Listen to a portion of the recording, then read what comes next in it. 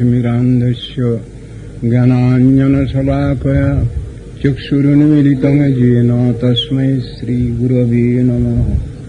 मूकं करोति वाचालं पङ्गुं लङ्घयति गिरिं यत्कृपातमहं वन्दे श्रीगुरुं दीनतारम्। नमो महावदन्याय कृष्णप्रेमप्रदायते कृष्णाय कृष्णचैतन्य नाम्ने गौरतिसे नमः। हे कृष्ण करुणा सिन्धो दीनबन्धो जगत्पते गोपेश गोपिकाकन्थ राधाकान्त नमस्तुते। नमो ब्रह्मण्यदेवाय गोब्राह्मणहिताय च जगद्धिताय कृष्णाय गोविन्दाय नमो नमः। तप्तकाञ्चन गौराङ्गी राधे वृन्दावनेश्वरी वृषभानुसुते देवी प्रणमामि हरिप्रिये। वृन्दायै तुलसीदेव्यै प्रियायै केशवस्य च कृष्णभक्तिप्रदे देवी शुद्धवत्यै नमो नमः। नारायणं नमस्कृत्य नरं चैव नरोत्तमं देवीं सरस्वतीं व्यासं ततो जयमुदीरये। वाञ्छाकल्पतरुभ्यश्च कृपासिन्धुभ्यैव च पतितानां पावनेभ्यो वैष्णवेभ्यो नमो नमः। हरे कृष्ण कृष्ण कृष्ण हरे हरे हरे राम राम राम हरे हरे। कृष्णाष्टमी এর নাম বহুলাষ্টমী। এই বহুলাষ্টমী সম্বন্ধে বৈষ্ণব স্মৃতি শ্রী হরিভক্তি বিলাস গ্রন্থে যে বর্ণনা আছে সংক্ষিপ্ত, সেইটা আমরা আলোচনা করে আজকে আমাদের শুভ প্রারম্ভ করছি।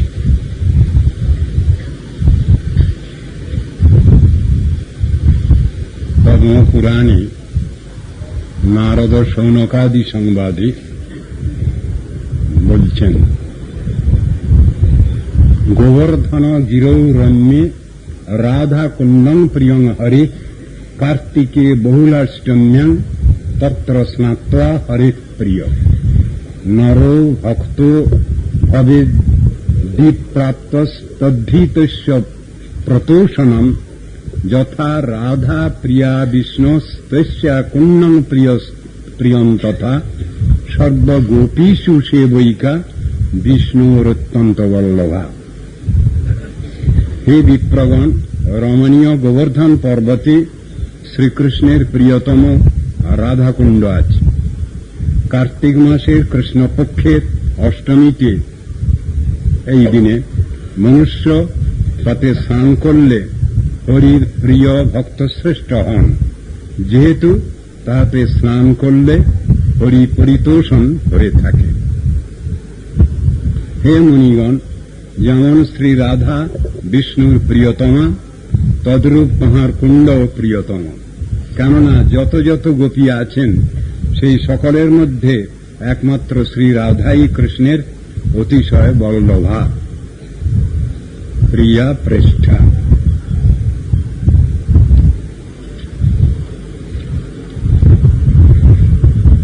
ওই পদ্মপুরাণে শ্রী রাধিকার উপাখ্যানের অন্তে শ্রীকৃষ্ণ শ্রী রাধার প্রতি পরিতুষ্ট হয়ে তাকে বৃন্দাবনের আধিপত্য প্রদান করেছেন।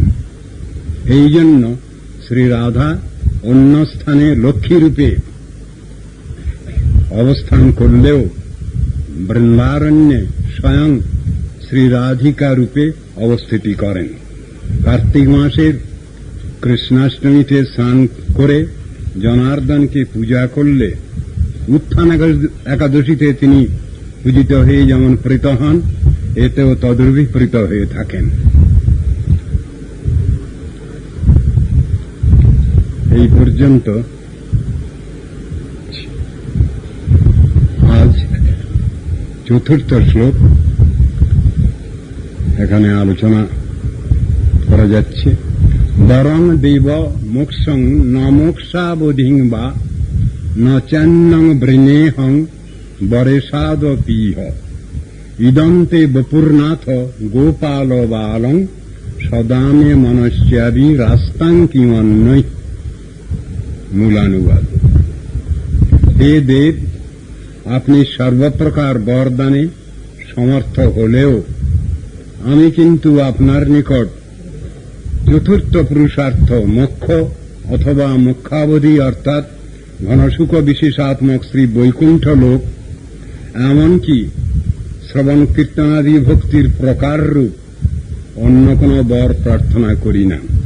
হে নাথ, তোমার এই বালগোপাল রূপী যেন আমার হৃদয়ে নিত্যকাল প্রকটিত থাকেন।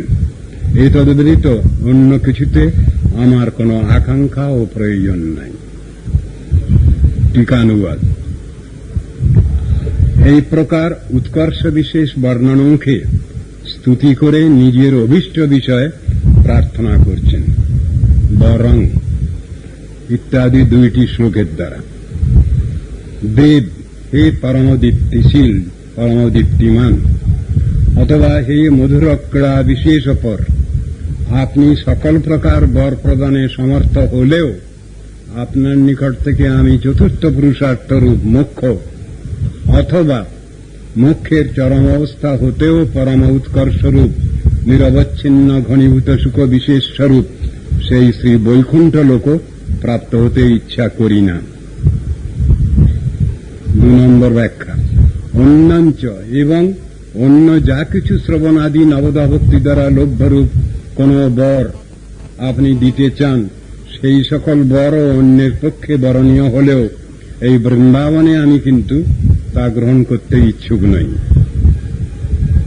ইহ এই শব্দের শ্লোকের পরবর্তী অংশের সঙ্গে সম্বন্ধ রয়েছে। এখানে কেন এটা বলছেন তিনি বোঝা যাচ্ছে তার প্রার্থনায়, অধিকার অনুসারে প্রার্থনা। তিনি শেষের দিকে একটা শ্লোকে বলেছেন, তথা প্রেম ভক্তিং সকাঙ্গে প্রযাচ্ছে মমোক্ষে গ্রহমেস্তি দামোদর বলেছেন শেষের দিকে। ওটা তার আকাঙ্ক্ষা নিয়ে বিষয় হলেও তিনি এখানে বালগোপাল মূর্তি দেখতে চাচ্ছেন। বালগোপালেরই উপাসক তিনি, বোঝা যাচ্ছে এখানে। বিশুদ্ধ বাৎসল্যভাবে তিনি বালগোপালের উপাসনা ইচ্ছুক। সেই মূর্তি দেখতে চাচ্ছেন তিনি, অন্য মূর্তি দেখতে চাচ্ছেন না। এখানে মোক্ষাদি 3টি বরের পর শ্রেষ্ঠত্ব শতই প্রতীতি হচ্ছে, অথচ মোক্ষ থেকে বৈকুণ্ঠ লোকের শ্রেষ্ঠত্ব শ্রী ভাগবতামৃতের উত্তরখণ্ডে 1:14 থেকে 15 শ্লোকে স্পষ্ট রূপেই বলা আছে। বৈকুণ্ঠ লোক থেকে শ্রবণাদি নবদা ভক্তির শ্রেষ্ঠত্ব কামং ভব ইত্যাদি ভাগবতের 3:15-49 শ্লোকের দ্বারা সেখানেই বর্ণিত আছে। যথা সনত কুমারাদি চতুর্শন প্রার্থনা করছেন, হে ভগবান, আমরা আপনার ভক্ত জয় বিজয়কে অভিসম্পদ করা হেতু যে অপরাধ করেছি, তাতে আমাদের যদি অত্যন্ত নিকৃষ্ট জনিতেও এমনকি নরকেও জন্মগ্রহণ করতে হয়, তাতে ক্ষতি নেই। যদি আপনার অপ্রাকৃত গুণগ্রাম দ্বারা আমাদের কর্ণরন্ধ্র নিত্যকাল পরিপূরিত থাকে, একটা শর্ত এখানে, আমরা যে দোষ ত্রুটি করে ফেলেছি আপনার জয় বিজয়কে অভিসম্পাদ দিয়ে, তাতে আমাদের যে সাজা আপনি দেন সে সাজা মেনে নিতে রাজি আছি, তাতে আমাদের কোনো আপত্তি নেই। কিন্তু যেখানে আপনার গুণগ্রাম আমরা কীর্তন করতে পারব, আপনার লীলা কথা যেখানে আমরা শ্রবণ করতে পারব, সেই অবস্থাটা লাভ হলেই আমাদের যথেষ্ট। যদি গমনমধস্তাৎ কর্ম পাশানুবদ্ধ যদি চ কুলবিহীনে জায়তে পক্ষী কীটে কৃমিশতমপি গত্বা জায়তে চান্তরাত্মা ভবতু মম হৃদিস্থে কেশবী ভক্তিরেকা। ওই নিষ্ঠা দেখাচ্ছেন। আমার কর্মফলানুসারে আমার যে সাজাই হোক না কেন, আমি মনুষ্যকুলে জন্মগ্রহণ না করে পশুকুলে জন্মগ্রহণ করি, কৃমি কীটকুলে জন্মগ্রহণ করি, বৃক্ষরূপেও জন্মগ্রহণ করি, তৃণগুলমলতা রূপে জন্মগ্রহণ করি, তোমার স্মৃতি যেন আমি বহন করতে পারি, এটা হলো বড় কথা। তাহলে আমার কোনটা আপত্তি নেই, সব সাজা আমি মেনে নিচ্ছি। ওখানে ভাগবতামৃতের উত্তরখণ্ডে যে শ্লোকটা, সে সম্বন্ধে এখানে বলছেন। ভাগবতামৃতের উত্তরখণ্ড প্রথম অধ্যায়ের 14 থেকে 15 শ্লোক নিয়ে অনুবাদ এখানে বলা হয়েছে। বৈকুণ্ঠং দুর্লভং মুক্তৈ সান্দ্রানন্দ চিদাত্মকম নিষ্কামা যেতু তদ্ভক্তা লভন্তে সদ্যৈব তৎ তত্র শ্রীকৃষ্ণ পাদাব্জ সাক্ষাৎ সেবা সুখং সদা বহুধানু ভবন্তস্তে রমন্তে ধিকৃতামৃতম। অর্থাৎ যারা কামনা শূন্য হয়ে ভগবান শ্রীকৃষ্ণের ভজনা করেন, সেই সকল নিষ্কাম ভক্তগণ সদ্যই বৈকুণ্ঠ পদ লাভ করে থাকেন। সেই বৈকুণ্ঠ ধাম ঘনীভূত আনন্দ ও চিৎস্বরূপ, অর্থাৎ জ্ঞানস্বরূপ ব্রহ্মঘনমূর্তি। সেই বৈকুণ্ঠ মুক্তগণেরও দুর্লভ। তাৎপর্য এই যে ব্রহ্মৈকবাদী মুক্তাভিমানীগণ কখনোই সেই বৈকুণ্ঠ ধাম প্রাপ্ত হন না।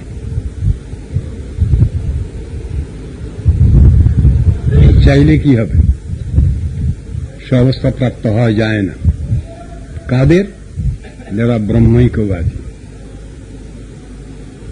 জীব ব্রহ্মৈকবাদী, যারা ভগবানের সঙ্গে মিশে যাব, ভগবান হয়ে যাব, ভগবান বনে যাব, ভগবানের সিংহাসন দখল করব, অ্যানার্কিজম। অ্যানার্কিস্টদের কি বলা হবে? যাদের বাংলা ভাষায় আজকাল বলা হচ্ছে, অ্যানার্কিস্টদের কি বলা হয়? ভগবানের সিংহাসন যারা দখল করতে যাচ্ছে, রাজ সিংহাসন যারা দখল করতে যাচ্ছে, সেই বৈকুণ্ঠে শ্রীকৃষ্ণ পাদ পদ্মের সাক্ষাৎ সেবা সুখ সর্বদা নানা প্রকারে অনুভব করেন। তাদের অধিকার অনুসারে, যোগ্যতা অনুসারে তারা বিভিন্ন রসেতে সেখানে সেবা প্রাপ্ত হন। তার সঙ্গে বিবিধ ক্রীড়া করে আনন্দ সাগরে নিমগ্ন হন। পরমানন্দ ঘন সেতু সেই সেবা সুখের নিকট অমৃত অর্থাৎ মোক্ষ সুখ অতীব তুচ্ছ বলেই মনে হয়। যে মোক্ষ সুখকে এরা খুব বড় বলে মনে করছেন, সেটাও সেখানে তুচ্ছীকৃত। শ্রীমদ্ ভাগবতে প্রথমের দিকে এক শ্লোকে বলছেন, সব থেকে বড় কপটতা হল মুক্তিকাম, মুক্তি, মোক্ষ বাঞ্ছা। তার মধ্যে মোক্ষ বাঞ্ছা কৈতব প্রধান, যা হতে হয় কৃষ্ণ ভক্তি হয় অন্তর্ধান। এটা ভয়ঙ্কর কথা। আমি মুক্তি চাইতে গেলে যদি ভগবানকেই হারিয়ে ফেলি, সে মুক্তি না চাওয়াই ভালো, সে মুক্তি না চাওয়াই ভালো। সেই জন্য ভক্ত ভগবানের কাছে মুক্তি দিতে চাইলেও নিচ্ছেন না। দীয়মানং ন গৃহ্ণন্তি বিনা মত সেবনং জানা, সেটা বলছেন এখানে। তো বলছেন, আমরা তোমার একান্ত ভক্ত জয় বিজয়কেও বিষণপথ করেছি, করে ফেলেছি, কিন্তু এর জন্য তুমি আমাদের যে সাজাই দাও, যে কোনো কুলেই আমাদের জন্ম হোক না কেন, তোমার স্মৃতি যদি আমরা বহন করতে পারি, আমাদের কোনো আপত্তি নেই, আমরা সেইটাই মেনে নিচ্ছি। অর্থাৎ আমরা যদি নিত্যকাল আপনার গুণ শ্রবণ কীর্তনের সৌভাগ্য লাভ করতে পারি, নিত্যকাল শব্দটা আছে, আর শ্রবণ সংকীর্তনের সৌভাগ্যটা সবসময় দরকার, মাঝখানে বাদ গেলে হবে না। অবিচ্ছিন্ন তৈলধারার ন্যায় তার স্রোতটা থাকবে, যখনই বাদ হয়ে যাবে তখনই সব ভুল হয়ে গেল, গন্ডগোল হয়ে গেল। ভগবানের নাম, তার রূপ, তার গুণ, তার লীলা কথা থেকে যখনই আমরা দূরে সরে থাকব তখনই আমাদের সব থেকে বড় বিপদ, চরম দুর্ভাগ্য। সেই কথাই ভাগবতে পরিষ্কারভাবে বলেছেন, ভং দ্বিতীয়াভিনিবেশ তস্যা। দ্বিতীয়াভিনিবেশ কাকে বলছেন? ভগবান, ভগবৎ বস্তু সম্পর্কিত বস্তু ছাড়া অন্য বস্তুতে অভিনিবেশ, আসক্তি। ঈষাদ অপেতস্য, ভগবান থেকে দূরে সরে যাওয়া, ভগবৎ বিরোধী হয়ে যাওয়া, ভগবানকে ভুলে যাওয়া, সেই জিনিসটাকে বলছেন ভগবৎ বিরোধী ভাব। এটা আমাদের বিপর্যয়, এই অস্মৃতি সর্বনেশে জিনিস। ভগবানকে ভুলে থাকা এটা সব থেকে আমাদের বড় বঞ্চনার বিষয়।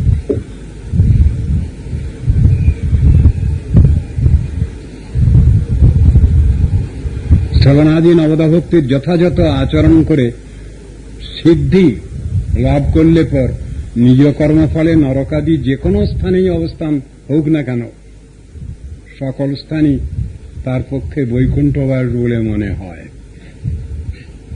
তো ভক্তের কি আবার এমন হয় নাকি? ঊর্ধ্বগতি লাভ করে আবার নিম্নগতি, বৈকুণ্ঠগতি লাভ করবার পর আবার নিম্নগতি? সম্ভাবনা নেই। বৈকুণ্ঠগতি যার হয়ে গেছে তার আর ওখান থেকে আর কোনো পতন নেই, ওখান থেকে কোনো ডাইভার্সন নেই। তবে এখানে এই কথা আলোচনা কেন? তা উপমা দিয়ে বলছেন, যদি এইরকম অবস্থা হয়, ভগবান যদি আমাকে এইরকম সাজাই দেন, তাহলে এটা আমরা মেনে নেব। কিন্তু শুধু তার কাছে প্রার্থনা করব, ঠাকুর তোমার নাম যেন না ভুলি, তোমাকে যেন না ভুলি, তোমাকে যেন বিস্মৃতির অতল তলে তলিয়ে না দেয়। ওই প্রার্থনাটুকু ভক্ত রাখে। এটা উদাহরণস্থলে এটা ব্যবহার হয়েছে। যার বৈকুণ্ঠগতি হয়েছে তার আর কখনো অধোগতি হয় না। তাহলে কি বর চাইতেছেন? তদুত্তরে বলছেন, হে নাথ, এই বৃন্দাবনে আপনার কথিত এই গোপাল বালক রূপটি যেন সর্বদাই আমার মনে জাগরূক থাকে, আবির্ভূত থাকে। ওইটাই তার বিশেষ প্রার্থনা। আপনি অন্তর্যামী, সর্বগুহাশয় প্রভৃতি রূপে আমার অন্তরে সর্বদা অবস্থিত। বাইরে সাক্ষাৎ দর্শনের মতো অন্তরেও যেন সর্বদা সর্বাঙ্গের সৌন্দর্যাদি প্রকাশের দ্বারা আপনি প্রকটিত থাকেন। কথাটা ভিতরে বাইরে সবসময় আপনাকে দর্শন পাই যেন।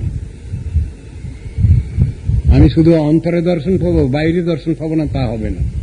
আমাকে সবসময় দর্শন দিতে হবে, ভিতরে এবং বাইরে।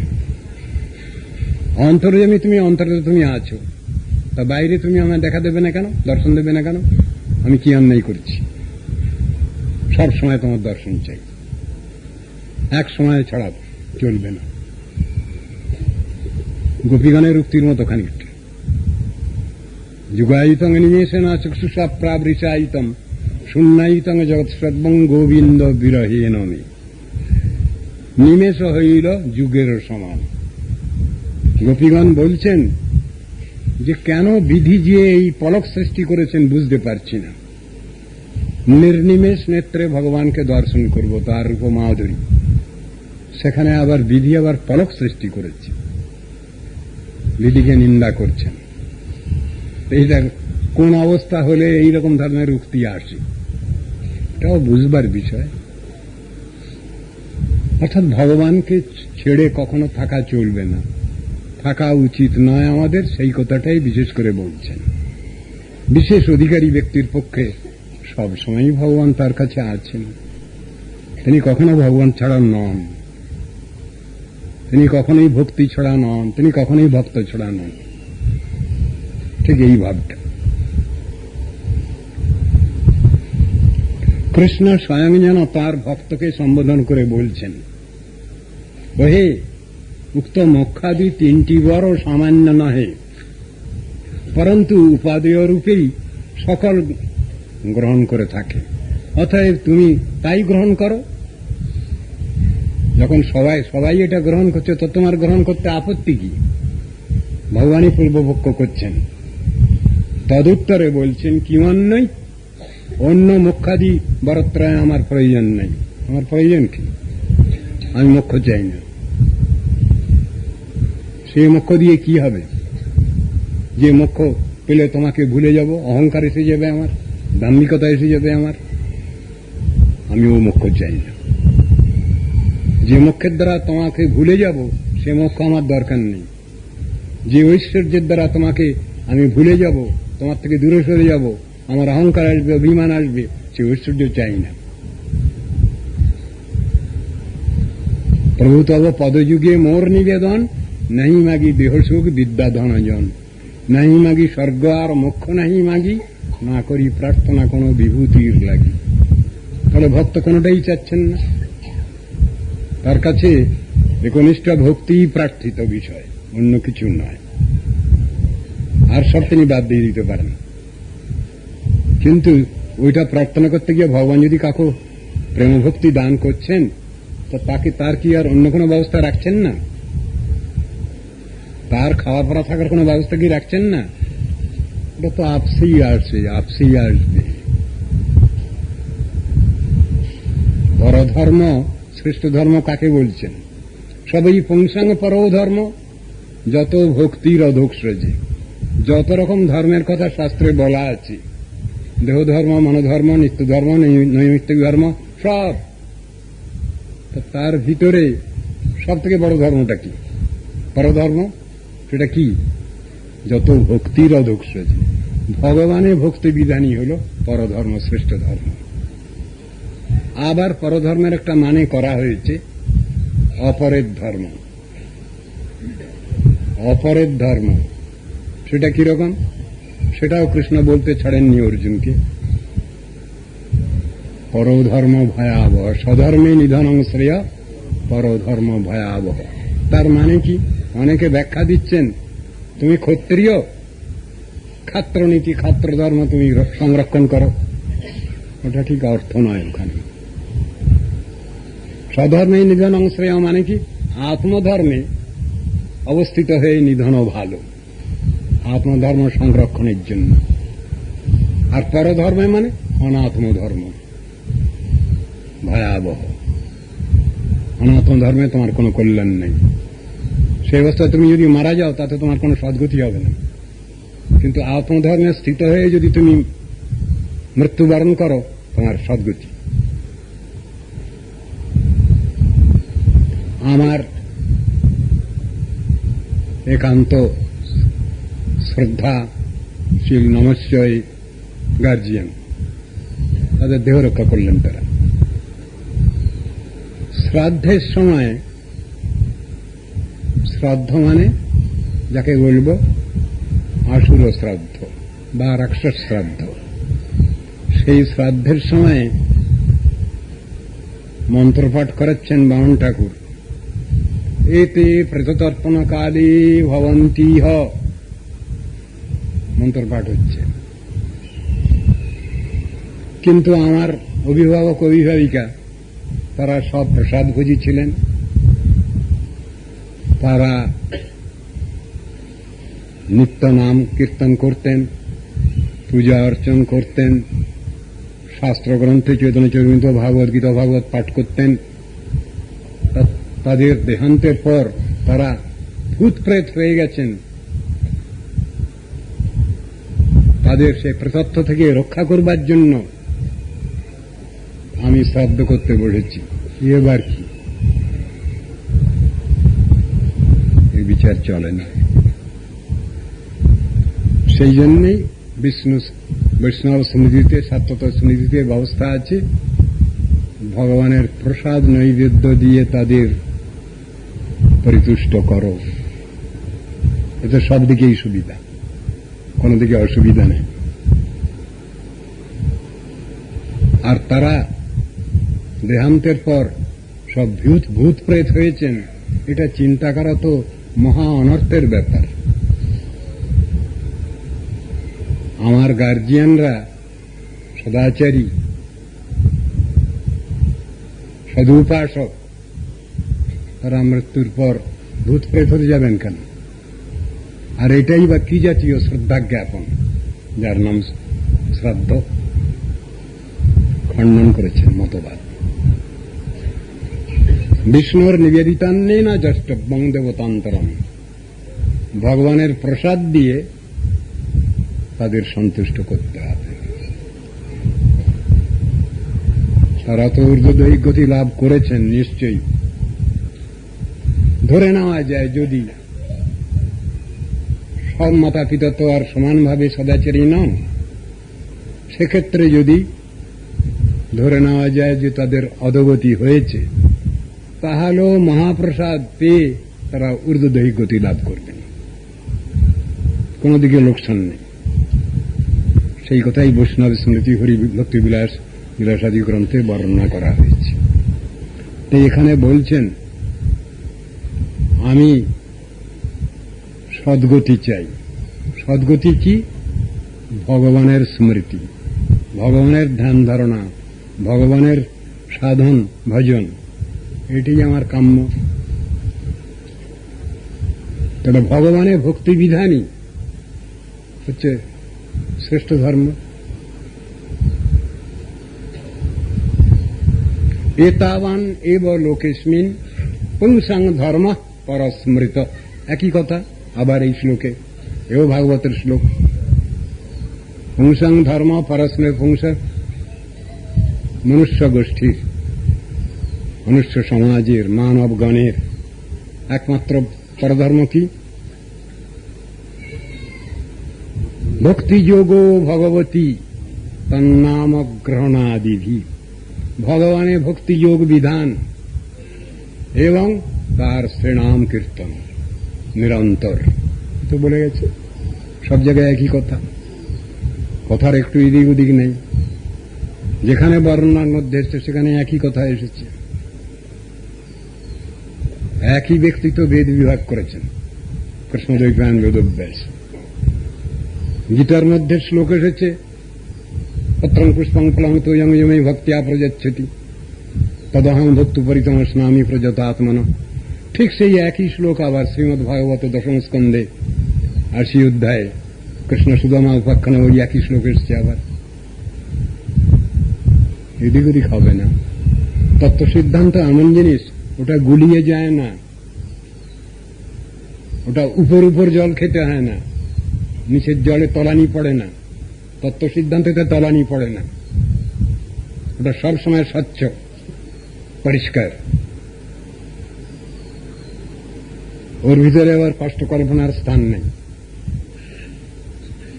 অনেকে বলছেন, অনেক উপদেশক উপদেশ দিয়েছেন, জল খাবে উপর উপর খাও, নিচে ডুবে যেও না, তাহলে সব জল গুলিয়ে যাবে।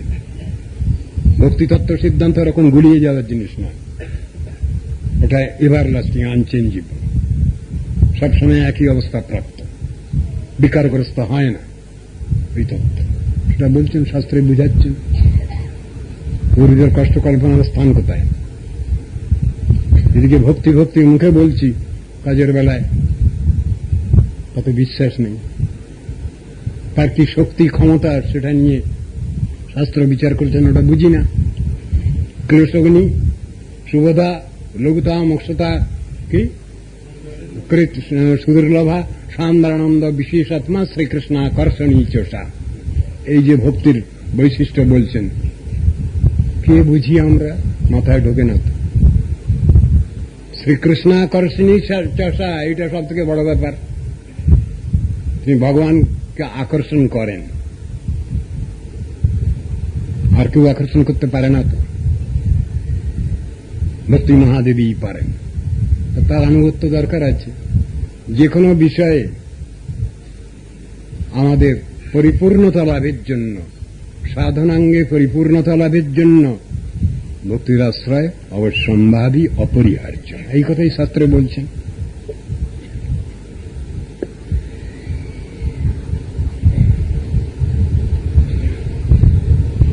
কিমন্বয় এই বাক্যের অন্যার্থ দেখাচ্ছেন। মোক্ষাদি বর প্রার্থনা না করলেও পরম প্রার্থনীয় আমার চতুর্ভুজাদি ঐশ্বর্যময় নারায়ণাদি মূর্তির দর্শন ও তার সঙ্গে সম্ভাষণ রূপ বর গ্রহণ করো। আবার যুক্তি দিয়ে বলছেন কৃষ্ণ। তদুত্তরে বলছেন, অন্য বরে আমার প্রয়োজন নেই। তাৎপর্য এই যে আমার চিত্তে আপনার এই সকল শোভার শিরোমণি শ্রীমূর্তিটি সর্বদা প্রকাশিত থাকলেই আমার অত্যন্ত আনন্দ। আমি অন্য কিছু চাই না।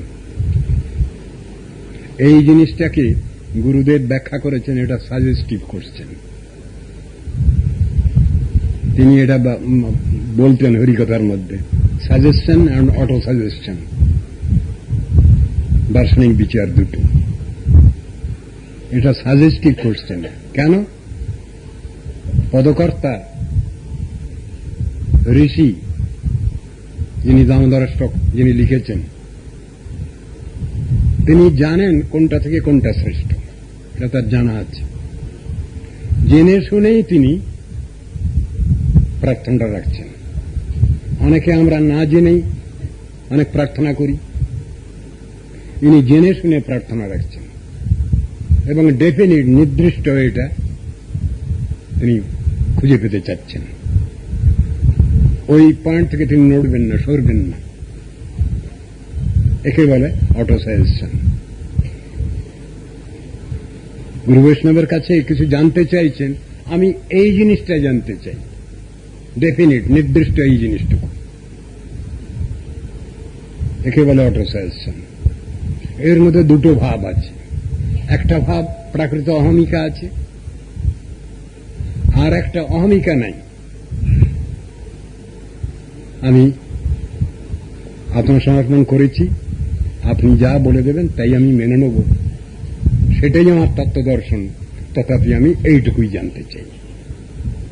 দুটো জিনিস, একটা সমর্পিত অবস্থা, আর একটা কিছু না জেনে শুনে প্রশ্ন করা। দুটো আছে। নিমি নবযোগেন্দ্র সংবাদে এমন একটা অংশ আছে যেটা গুরুপাদ পদম ব্যাখ্যা করতেন। প্রশ্ন করে ফেলেছেন কবি ঋষির কাছে নিমিরাজ, যে প্রশ্নের উত্তরে দিচ্ছেন, যথৈতাম ঐশ্বরিং মায়াম দুস্তরাম অকৃতাত্মভি তরন্তঞ্জস্থূলধীয় মহর্ষ ইদম উচ্চতাম। প্রশ্নটা করেছেন কবি ঋষির কাছে, ঋষি উত্তর দিচ্ছেন। প্রশ্ন করার পর তারপরে তার সন্দেহ, সংশয়,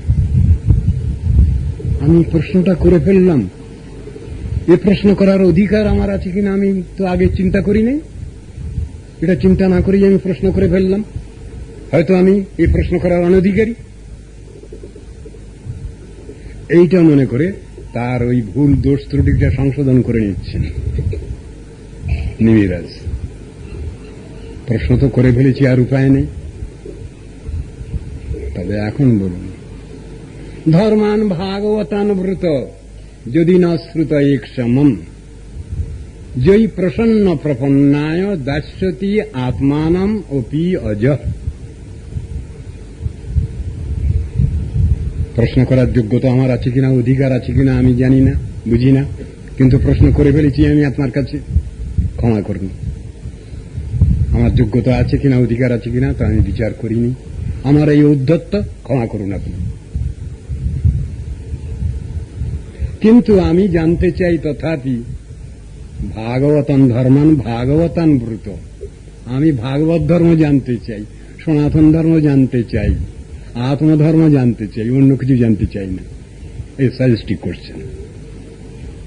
যদি না শ্রুত এক সমম, আবার সঙ্গে সঙ্গে বলে নিচ্ছেন, যদি আমি শুনবার যোগ্য হই, অধিকারী আমাকে যদি বিবেচনা করেন তবে বলুন, তা না হলে নয়। আমাকে যদি অনধিকারী বিবেচনা করেন তা আমি শুনতে চাই না, ওরকম দুরাগ্রহ আমার নেই। তবে যদি আমাকে সমর্থ অধিকারী যদি বিবেচনা করেন তবে আমাকে দয়া করে বলুন। যে সনাতন ধর্ম, যে ভগবত ধর্ম, যে আত্মধর্মের কথা শুনলে জয়ী প্রসন্ন প্রপন্নায় দর্শতি আত্মানমপি অজ। অজ ভগবান, তিনি কি করেন? সন্তুষ্ট হন প্রশ্নকারীর প্রতি। প্রপন্ন ভক্ত, প্রপত্তি স্বীকার করেছেন যিনি, সর্বতভাবে তার যত কিছু অহংকার সবকিছু ভগবানের চরণে দিয়ে দিয়েছেন, সবকিছু বাহাদুরি তিনি উপদেশকের কাছে দিয়ে দিয়েছেন। সেই রকম সমর্পিত আত্মা প্রপন্ন, যেই প্রসন্ন প্রপন্নায়, এরকম প্রপন্ন ব্যক্তির প্রতি, শরণাগত ব্যক্তির প্রতি যে ভগবান খুশি হয়ে নিজেকে নিজে দান করে দেন ভক্তের কাছে, নিজেকে নিজে বিলিয়ে দেন ভক্তের কাছে। কৃষ্ণ যদি হ্যাঁ তোমার বলে একবার, মায়াবন্ধ হতে কৃষ্ণ তারে করেন পার। কথাটা তো আছে। যেই প্রসন্ন প্রপন্নায় দর্শতি আত্মানমপি অজ। অজ ভগবান, অজেয় ভগবান। অজ, প্রাকৃত জন্ম মৃত্যু তার নাই। প্রাকৃত জন্ম মৃত্যু ভগবানের আছে, সবাই বলছেন আজকালকার তথাকথিত প্রাকৃত জড় কবি, সাহিত্যিক, ঐতিহাসিক, তারা বলছেন এটা। কিন্তু কৃষ্ণ তো সব গীতা ভাগবতে খণ্ডন করে বসে আছেন আগে থেকেই। অর্জুন, শোনো শোনো, আমার দুঃখের কথা শোনো। আমি মানুষের মতো চেহারা একটা নিয়ে এসেছি জানো, এই জন্যে সব বোকা লোকগুলো, অতাত্ত্বিক লোকগুলো, তারা আমাকে সাধারণ মানুষ বলতে চায়। কি মুশকিলে পড়েছি আমি বলতো। আমি যে নররূপটা নিয়ে এলাম, এটা কি সাধারণ ব্যাপার? কিন্তু সব বোকা লোকগুলো, অতাত্ত্বিক লোকগুলো, তারা সব সময় ভাবছে যে এটা বোধহয় তাদেরই মতো বোধহয় একটা শরীর। আশ্চর্য। এরা আমার প্রতি অন্যায় করছে, অন্যায় আচরণ করছে এরা। মানুষিং দেহমাশ্রিতম, মানুষের মতো চেহারাটা আমার, কিন্তু মানুষের চেহারা পেল কোথা থেকে? এই চেহারাটার উপরওয়ালা মালিক তো আমি, আমারই নিত্য নরাকার। আমি নিত্য নরাকার পরব্রহ্ম, আমারই আকার, অরিজিনাল আকার। পরং ব্রহ্ম নরাকৃতি গূঢ়ং তৎ মনুষ্যলিঙ্গম। আমার আকারটাই হল নরাকার। এই আকারটা দিয়ে আমি মানুষকে সৃষ্টি করেছি, এইরকম একটা আকার দিয়ে। তার একটা ইমিটেশন, এরকম একটা আকার দিয়ে আমি মানুষকে সৃষ্টি করেছি। ওরা মনে করছে কি, যেহেতু ভগবান মানুষের মতো আকার নিয়ে এসছেন, সুতরাং উনি তো মানুষ। এর থেকে আর বোকামি কিছু নেই, এর থেকে আর বোকামি কিছু হতে পারে না। অর্জুন, আমার মনে মনে খুব দুঃখ জানো, আমার তত্ত্ব কেউ জানলো না, বুঝলো না, আমাকে চিনলো না কেউ, বুঝলো না কেউ। জন্মকর্ম চমে দিব্যম, আমার যে জন্মকর্ম অলৌকিক, দিব্য, অপ্রাকৃত। এবং যে ব্যক্তি তত্ত্বতঃ, যারা তত্ত্বত এইভাবে আমাকে জানেন, বোঝেন, চেনেন, পরমভাবম জানন্ত মম ভূত মহেশ্বরম। আমার ভগবত ভাব যারা জানে না, তারা আমাকে চিনবে কি করে? তারা আমার স্বরূপ বুঝবে কি করে? আমাকে চিনবে কি করে? তো জিনিসটা তো এইভাবেই বলছেন। আকারটা কি তোমার? যদি প্রশ্ন করা হয় ভগবানকে, তোমার আকারটা কি? ভগবান বলছেন, আমার আকার নরাকার পরব্রহ্ম আমি। জ্যোতির অভ্যন্তরে রূপম অতুলম শ্যাম সুন্দরম দ্বিভুজং শ্যাম সুন্দরম। এই হল আমার আকার। আমি তো এই আকার নিয়েই আমার একান্ত ভক্তকে দর্শন দান করি। বলছেন সেই নিত্য আকারেরই উপাসনা করেন ভগবত ভক্তগণ। নিত্য আকার, অনিত্য আকার নয়, যার অপর নাম শ্রীমূর্তি, শ্রীবিগ্রহ। একই কথা। স্বয়ং রূপ শ্রী ভগবান, তিনি দুই মূর্তিতে আবির্ভূত হচ্ছেন। প্রথমে এক নামমূর্তি, এক বিগ্রহ মূর্তি, শ্রীমূর্তি। এই দুই ভাবে চৈতন্য ভাগবতে আমরা পাচ্ছি, চৈতন্য মহাপ্রভু বলছেন, আর দুই জন্ম মোর হইব তোমার পুত্র আমিও বিলম্বে। মোর অর্চা মূর্তি মাতা তুমি সে ধরণী, যুবা রূপা তুমি মাতা নামের জননী। ওই দুই মূর্তির কথা বললেন, এক অর্চা মূর্তি আর এক নাম বিগ্রহ মূর্তি। এই দুই মূর্তি বলেন। আর দুই জনমর, লাইনটা ঠিক মনে পড়ছে না, সংকীর্তনারম্ভে। আর দুই জন্মমর সংকীর্তনারম্ভে হইব তোমার পুত্র আমি অবিলম্বে। সচিমাতাকে বলছেন, মোর অর্চা মূর্তি মাতা তুমি সে ধরণী, যুবা রূপা তুমি মাতা নামের জননী। ভগবানের মাকে বলছেন, মহাপ্রভু তার মাকে বলছেন কথাটা, গোপনীয় কথা, তুমি জেনে রাখো। সকলে যদি আমাকে বলে ছচিপিছির ছেলে, তা বলে বলুক, কিন্তু আমার তত্ত্বদর্শনটাই তোমার তত্ত্বদর্শনটাই। শুনে রাখো, জেনে রাখো। সুতরাং দুঃখ করছো কেন? আমি সন্ন্যাস নিয়েছি বলে তোমার মন খারাপ হচ্ছে কেন? আমি তো জগতে শিক্ষা বিস্তার করবার জন্য এসেছি।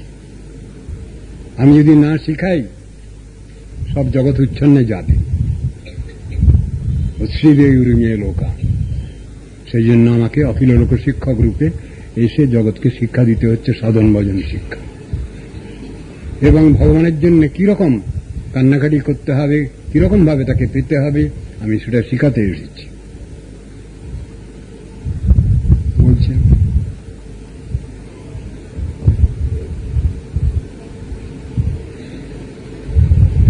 আমার অত্যন্ত আনন্দ অনুভব হয় এই তোমার এই বালগোপাল মূর্তি, শ্রীমূর্তি দর্শন করে।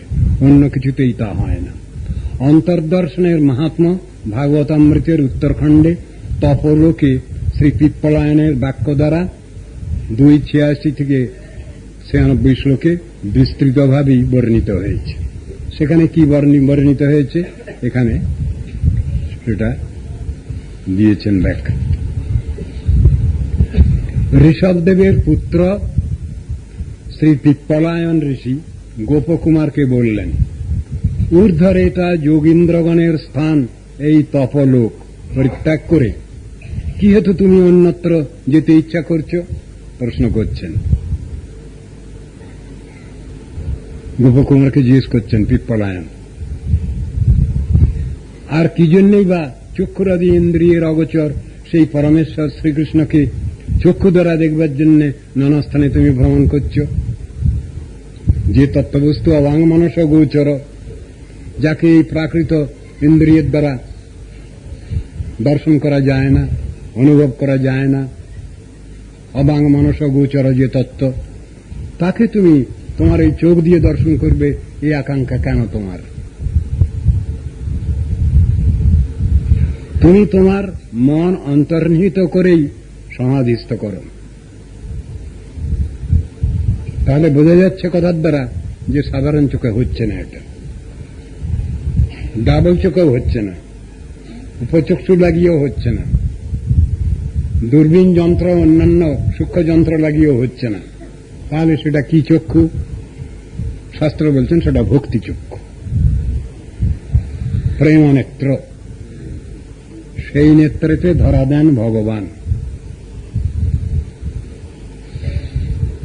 সেটা বলছেন ভক্তি চক্ষু, প্রেম নেত্র। তাতেই ভগবানের শ্রীরূপ মাধুরী ধরা পড়ে, অন্যভাবে পড়ে না। ঠাকুর দেখে খুব হৈ হৈ করলাম, আহা কি সুন্দর, কি সুন্দর। সৌন্দর্যের ব্যাখ্যা তো আমার জানা নাই। যে সৌন্দর্য সমস্ত সৌন্দর্যকে পরাভূত করে, বিশ্বের যত সৌন্দর্য আছে সব সৌন্দর্যকে চাপা দিয়ে দেয় যে সৌন্দর্য, সেই সৌন্দর্য সম্বন্ধে কোনো বাস্তব ধারণা তো আমার নাই। তাহলে কি দেখে আমি আহা হা হা করছি? হবে না। ওটা আমার কল্পনার মধ্যে যে সৌন্দর্য, সেইটা দেখেই আমি এরকম করছি। এর ভিতরে একদিন আলোচনা হয়েছে যে কৃষ্ণদ্বৈপায়ন বেদব্যাস তিনি তো ভগবানেরই মূর্তি, ব্যাস নারায়ণ তথা নারায়ণ স্বয়ং। তো তিনি যখন ভগবানের লীলা কথা বর্ণনা করছেন, তার বর্ণনার ভিতরে কিছু ভুল হয়ে যাচ্ছে কিনা, ভগবানকে কোন প্রাকৃত মাটিয়া আকার দিয়ে ফেলছেন কিনা, এই জন্য কৃষ্ণদ্বৈপায়ন বেদব্যাস ক্ষমা চেয়েছেন শাস্ত্রে। কি ব্যাপার? তাহলে আমরা শিখব কি? তিনি স্বয়ং ভগবান হয়ে যদি এই কথা বলেন যে আমি তোমার লীলা মহিমা বর্ণনা করছি, এটা প্রাকৃত কিছু হয়ে না যায়, সেজন্য ক্ষমা চেয়েছেন তিনি উপরওয়ালার কাছে। তাহলে আমরা কোথায় আছি? কীর্তন করি আমরা শ্রীগুরু চরণ পদ্ম কেবল ভগতি সদ্ম বন্ধময়ী সাবধান মতে। এই সাবধান মতে মানেটা কি? কিসের সাবধানতা? অপরাধ হয় না যেন, এইটাই সাবধানতা। তত্ত্বদর্শন বর্ণনা করতে গিয়ে আমাদের যেন অপরাধ না হয়ে পড়ে, আমাদের ভিতরে যেন ধৃষ্টতা না আসে, অহংকার না আসে, সেই জন্য বন্ধময়ী সাবধানে মতে অপরাধ হয় না যেন আকর দিতে হচ্ছে। শোধিত চিত্তেই স্ফূর্তিপ্রাপ্ত হয়ে থাকেন সেই ভগবান বাসুদেব। তিনি হলেন নিখিল জীবের চিত্তের অধিষ্ঠাতা ও অপরিচ্ছিন্নিত্ব হেতু বাহ্যেন্দ্রিয় তার গ্রহণ সম্ভবপর নয়। তাহলে আমরা কি করে প্রাকৃতিক ইন্দ্রিয়ের দ্বারা সেই তত্ত্ববস্তুকে অনুধাবন করব, বুঝব? বাস্তব ধারণটা আসবে কি করে আমার? তার কৃপা সাপেক্ষ ব্যাপার সেটা। তিনি আমায় অধিকার দেবেন, সেই অধিকার নিয়ে আমি তাকে দেখব, এছাড়া আর অন্য কোনো উপায় নেই। সেই কথাই বলছেন এখানে। আমাদের প্রাকৃত ইন্দ্রিয় বৃত্তি সব ফেল। শিব ঠাকুর গেলেন এক সভায়, সে সভায় ভগবান বসে আছেন, ব্রহ্মাজি বসে আছেন, ইন্দ্র চন্দ্র বায়ু বরুণ সব বসে আছেন। শিব ঠাকুর আসতে একটু দেরি করেছেন। শিব ঠাকুর ঢুকলেন, ঢুকে ভগবানের সঙ্গে সাষ্টাঙ্গে প্রণাম করলেন। একটা কিছু বললেন আবার। দণ্ডবোধ প্রণাম করবার সময় না সাষ্টাঙ্গ প্রণাম, যে তার তো কতগুলো নিয়ম আছে। সাষ্টাঙ্গ প্রণাম অনেকেই আমাদের মঠে জানেন না। অনেকে সাষ্টাঙ্গ প্রণাম কাকে বলে, পঞ্চাঙ্গ প্রণাম কাকে বলে, তার ভিতরে একটা জিনিস আছে মুখ, মানে তাকে বলতে হবে কিছু স্তব স্তুতি মুখে ওই প্রণামের মধ্যেই। সেটা বলেছেন তিনি সাষ্টাঙ্গ প্রণাম করে শিব ঠাকুর। কি বলেছেন? একটা মন্ত্র বলেও ধরে নিতে পারেন আপনারা। সত্যং বিশুদ্ধং বসুদেব শব্দিতম যদীয়তে তত্র পুমান অপাবৃত সত্যে চ তস্মিন ভগবান বাসুদেব হি অধোক্ষজো মে মনসা বিধীয়তে। মনসা বিধীয়তে ব্যাপারটা কি? বিশুদ্ধ সত্যের অবস্থানটাই হল বাসুদেব। বাসুদেব অর্থই হল তাই, বিশুদ্ধ সত্যে অবস্থিত যিনি। বিশুদ্ধ সত্য মানে প্রাকৃত সত্য রজতম তিনটে গুণ তো প্রকৃতির সৃষ্টি। ভগবান প্রকৃতির উপরে, তিনি প্রকৃতির নিয়ন্তা। সেই জন্য ভগবানকে বলা হচ্ছে অপ্রাকৃত, অসমর্ধ, এসব বিশেষণগুলো আছে। সেই ভগবান কেমন ব্যাখ্যা দিচ্ছেন সুখদেব গোস্বামী। হরিহি নির্গুণ সাক্ষাৎ পুরুষ প্রকৃতে পর, প্রকৃতির পরপারে অবস্থিত তিনি। তিনি নির্গুণ, নির্গুণ মানে কোনো গুণ নেই নাকি, সর্বগুণে গুণান্বিত তত্ত্ব।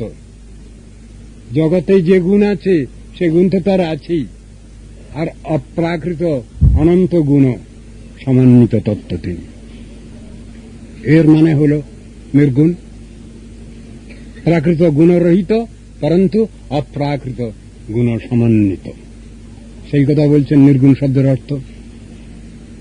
পুরুষ,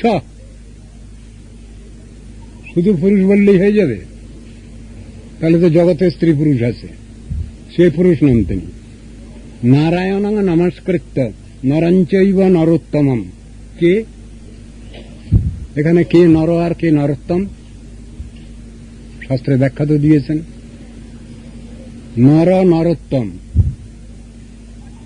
ভগবান এক মূর্তি ধারণ করেছিলেন, নরনারায়ণ ঋষি। আপনারা ভাগবতে আলোচনা করেছেন নরনারায়ণ ঋষি, তো তিনি তো স্বয়ং ভগবান।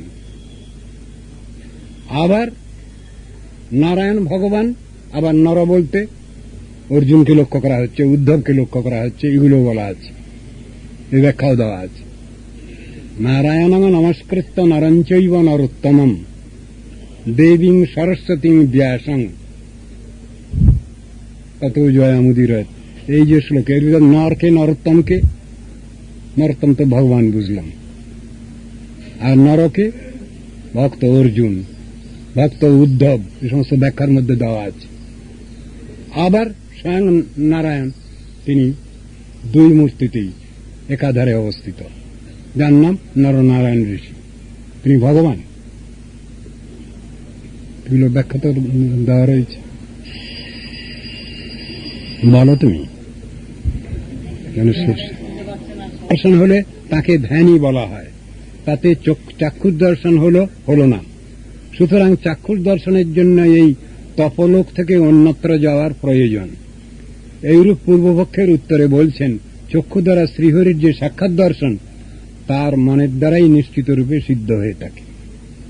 আমি চোখ দিয়ে যেটা দর্শন করব সেটা মনেতে আগে নেবে, তবে দর্শন। আমার উক্তি স্তব স্তুতি সবকিছু তারপর দর্শন। স্তব স্তুতির আগে দর্শন হয় না, তার আগে আমাকে স্তব স্তুতি করতে হবে।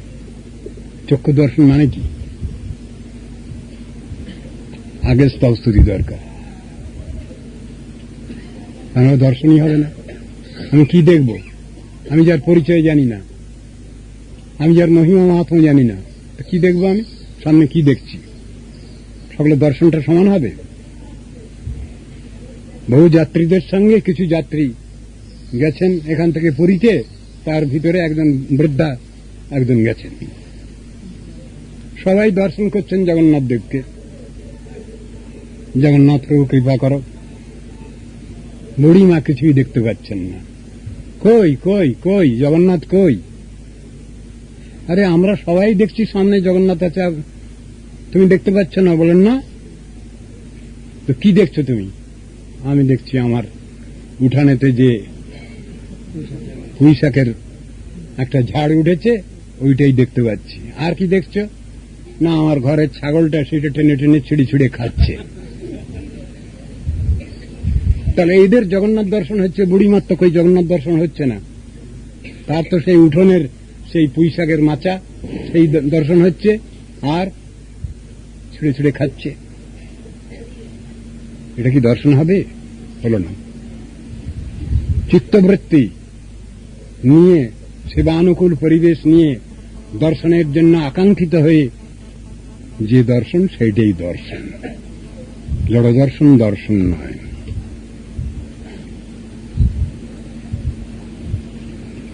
ইহা স্বীকার করলেও চক্ষু দ্বারা দর্শনে অধিক সুখ হয়।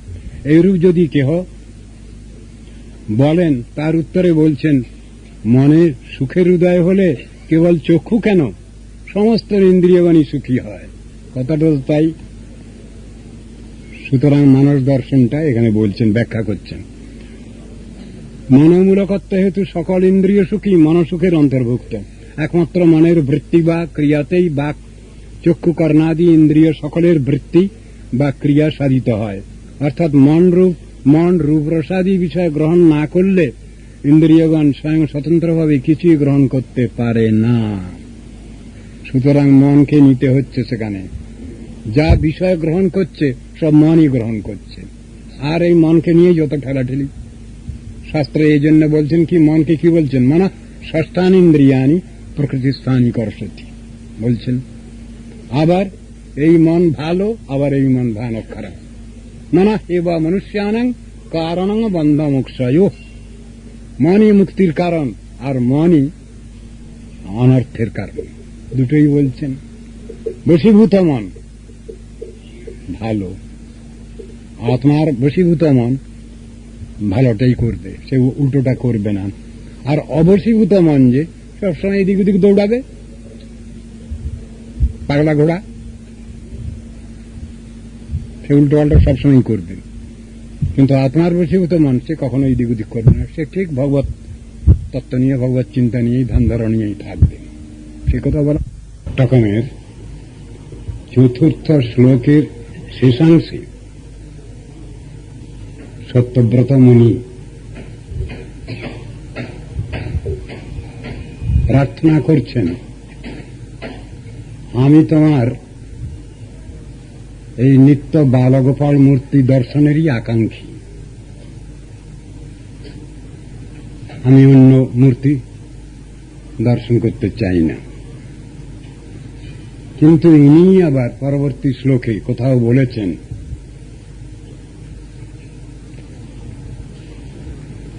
তথা প্রেম ভক্তি সকাঙ্গে প্রযোজ্য। প্রেম ভক্তি প্রার্থনা করেছেন। এখন এই প্রেম ভক্তি কোন প্রেম ভক্তি? দাস্য প্রেম, সখ্য প্রেম, না বাৎসল্য প্রেম? এখানকার বর্ণনা অনুসারে বুঝতে পারা যায় যে এটা বাৎসল্য, বিশুদ্ধ বাৎসল্য প্রেমী ইনি আকাঙ্ক্ষা করছেন, যে জন্য ইনি বালগোপাল মূর্তিরই দর্শন চাইছেন। আবার প্রসঙ্গক্রমে তিনি গোপকুমারের প্রসঙ্গও নিয়ে আসছেন। গোপকুমার, সেক্ষেত্রে গোপকুমারের ক্ষেত্রে সেখানে সাক্ষাৎ দর্শন আর মানস দর্শন দুটো নিয়ে বিচার এসেছে, কোনটা থেকে কোনটা শ্রেষ্ঠ। সেই বিচারও কালকে আরম্ভ হয়েছিল এবং তারই ব্যাখ্যা গুরুবাদ পদ্ম যা এখানে দিয়েছেন সেইটা এখানে আলোচনা করছে। শ্রী ধ্রুব প্রহ্লাদাদি ভক্তগণের যে চাক্ষুষ ভগবত দর্শন হয়েছিল, শোনা যায় তাহা কিরূপ। এর উত্তরে বলছেন, শ্রী ভগবান ভক্তবাৎসল্য গুণে যদি কাহারও নয়নগোচর বা দর্শনেন্দ্রিয় গ্রাহ্য হন, তাহা কদাচিৎ বলিয়া জানিবে। ভগবানের সাক্ষাৎ দর্শন এটা খুবই কঠিন। যদি তিনি কখনো ভক্তবাৎসল্য প্রযুক্ত কোন ভক্তকে সাক্ষাৎ দর্শন দিয়ে থাকেন, তা কদাচিৎ, এটা সাধারণ ব্যাপার নয়। অর্থাৎ তা নিয়ম বা রীতি নয় ভগবানের সাক্ষাৎ দর্শনটা পাওয়া, বিশেষত এই কলিযুগে সেটা বলা আছে এখানে। পরন্তু সেই দর্শনও চিত্তবৃত্তিরূপ জ্ঞান দৃষ্টি দ্বারাই সংঘটিত হয়ে থাকে, চক্ষু ইন্দ্রিয়ের দ্বারা নহে। তার অর্থ হচ্ছে, চোখ দিয়ে যেটা আমরা দেখছি সেটা প্রাকৃত জড় দর্শন।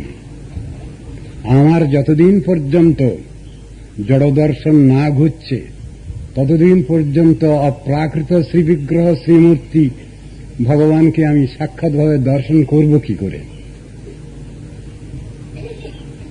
সেই জন্যই এই পূর্বপক্ষ এখানে তুলেছেন। তাহলে যে দর্শনটা করছে ওটা কিভাবে, সেইটা এখানে ব্যাখ্যা করছেন। চক্ষু ইন্দ্রিয়ের দ্বারা দর্শনটা ঠিক হয় না। তাহলে দর্শন কিভাবে হবে? কর্ণেন্দ্রিয় দ্বারা। কর্ণেন্দ্রিয় দ্বারা দর্শন মানে তত্ত্ববস্তু আমি আগে শ্রবণ করব, তত্ত্ব বিষয়, শ্রীবিগ্রহ কি, শ্রীমূর্তি কি, বৈষ্ণব কি, ভগবান কি, তাদের স্বরূপ বিচার আগে আমি শুনব। কিভাবে দর্শন করতে হবে তার প্রসিডিওরও আমি জানব, তারপর আমি দর্শন করব। এবং সে দর্শনের রীতিও, ভগবান তুমি তোমার রূপমাধুরী আমায় কৃপা করে দর্শন করাও, আমাকে সেই চোখ দাও যে চোখ দিলে আমি তোমাকে দর্শন পাব। ঠিক ঠিক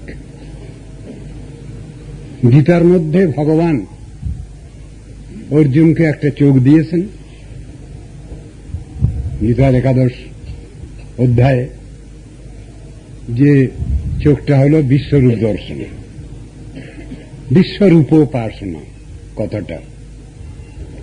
এখানে গোস্বামীগণ যে ব্যাখ্যা দিয়েছেন তারা বলছেন যে বিশ্বরূপোপাসনা এটা জড়ও নয়, আবার স্থূলও নয়, সূক্ষ্মও নয়, এমন একটা জিনিস ব্যাখ্যা দিয়েছেন। সাধারণ মানুষ যারা কর্মজড় স্মার্তগণ বা ব্রহ্মবাদীগণ, তারা এটাকে খুব বড় বলে মনে করছেন বিশ্বরূপ দর্শন। কিন্তু শাস্ত্র দৃষ্টিতে এটা বলছেন এটা মনস সম্পর্কীয়। অধ্যাত্মবাদ শব্দের ব্যাখ্যা দিয়েছেন শাস্ত্রে। অধ্যাত্মবাদ মানে মনস সম্পর্কীয়। কোন মনস সম্পর্কীয়? সূক্ষ্ম মন সম্পর্কীয়। সূক্ষ্ম হলেই যে সেটা ভালো হয়ে গেল তা নয়। জড়, স্থূল, সূক্ষ্ম, দুই জড়। সেখানে চেতনের কথা বলা হয়েছে, অপ্রাকৃত শব্দ ব্যবহার করা হয়েছে। বাস্তব দর্শন যেখানে অর্থ করা হয়েছে। জাগতিক স্থূল সূক্ষ্ম সেখানে চলবে না ভগবত দর্শনের বেলায়। এই জন্য বলছেন তত্ত্ববস্তুকে দর্শন করতে গেলে কর্ণের দ্বারা দর্শন করতে হবে। তার তত্ত্ব সম্বন্ধে আগে জানতে হবে, বুঝতে হবে, কি করে তাকে দর্শন করতে হবে, কি করলে আমি তার দর্শন পাব, এগুলো জেনে নিতে হবে। তারপরে সে ধাম দর্শনই হোক, শ্রীমূর্তি শ্রীবিগ্রহ দর্শনই হোক, বৈষ্ণব দর্শনই হোক, গুরু দর্শনই হোক, আর স্বয়ং ভগবান তার স্বরূপ দর্শনই হোক, তার সাক্ষাৎ, এই সবটার দ্বারা একই চিন্তা আছে। যেহেতু ইন্দ্রিয় সকল, ইন্দ্রিয়গণ পরিচ্ছিন্নতা ধর্মবশত পরম অপরিচ্ছিন্নতা ধর্মযুক্ত বস্তু কখনই গ্রহণ করিতে পারে না। জড় ইন্দ্রিয় কি করে পারবে? ক্ষমতা নেই তার। অত শ্রীকৃষ্ণ নামাদি নববেদ গ্রাহ্যম ইন্দ্রিয়ই। আমরা যে হরিনাম করছি, হরিনাম করব, কিভাবে করব সে সম্বন্ধে আমার অভিজ্ঞান কোথায়? আমি যেটা নিচ্ছি, আমার অবশীভূত মন যেটা, সে তো ঠিক নাম করতে পারছে না। নামাক্ষর বাহিরায় বটে, নাম কভু নয়, এমন বিচার এসেছে। তাহলে যদি আমাকে দর্শন করতে হবে, তার প্রসেসটা কি? সেবনমুখে হি জিহ্বাদৌ স্বয়মেব স্ফুরত্তদ। সেবনমুখ জিহ্বায় সেই নাম স্বয়ং স্ফূর্তিপ্রাপ্ত হন, এই কথা বলছেন। তাহলে আমার বাহাদুরি কি? আমার তো কোনো বাহাদুরি নেই। সেই নামের কৃপার পরে বসে থাকতে হবে। কৃপা প্রার্থনা সবসময় প্রয়োজন আছে।